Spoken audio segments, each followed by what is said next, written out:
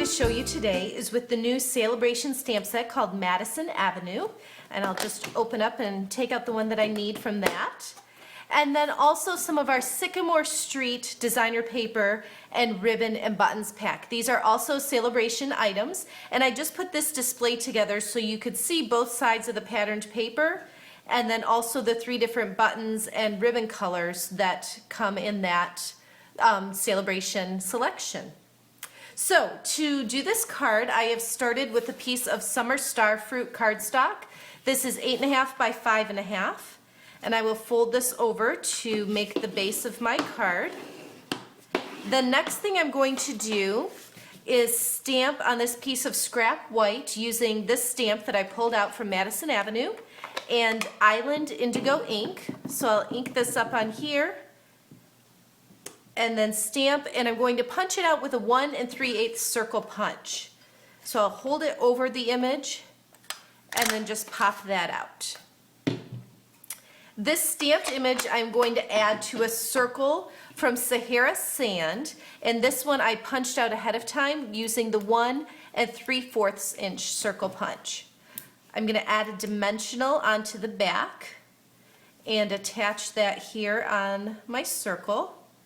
And then this entire circle, I will put some adhesive on the back and put this on a decorative label that I punched out using Tangerine Tango. So I'll set that on there, push it down like this.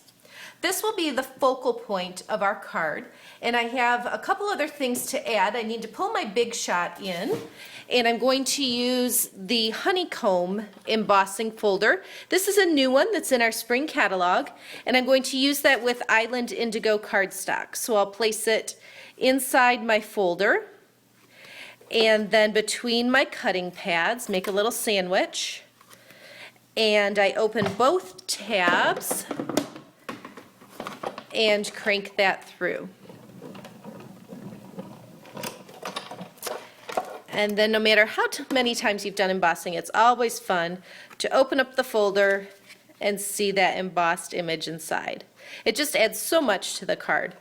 I'll set that aside and then continue putting the pieces together.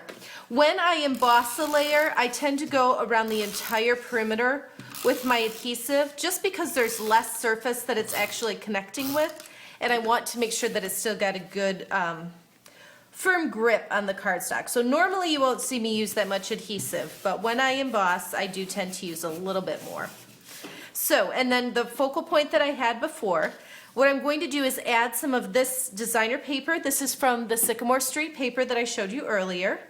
And a little trick you may have seen before, I'm just going to cut in the relative center and go straight up, and then I'll come from this point and go up to that center point, and then this corner and go up to the center point. And that just kind of helps me get a balanced notch in that paper there. I'll put some adhesive on here, and this I'm going to attach, about 1 centimeter from the right edge, and just put that flat on here. And then I'll put adhesive on the back of this piece, and I'll add that. And then the last thing is to add one of the Tangerine Tango buttons. This is again one of the Sale-a-Bration selections, and I'm going to use a glue dot. So I'll find one on here. When I use glue dots, I set it on the glue dot and lift it up. That way I don't have to get it on my fingers and potentially have it not come off of my fingers. So I'll put it right there in the middle, and then the last thing I'll do is add one of our new large rhinestones. These are in the spring catalog. This is a new package, so I'll open that up quick. And actually, I'll just sneak one out of the bottom here. You want to lift it up and make sure you get the sticky adhesive with it. Don't let that stay behind on there. And then this I'll just set right in the center of the button. So quick and easy card using some of our new products from the Sale-a-Bration promotion, the Madison Avenue stamp set, and the Sycamore Street designer paper and button. Thanks so much for watching my video. For daily creative inspiration, visit my blog or find me on Facebook at Jody Reinert Stamps.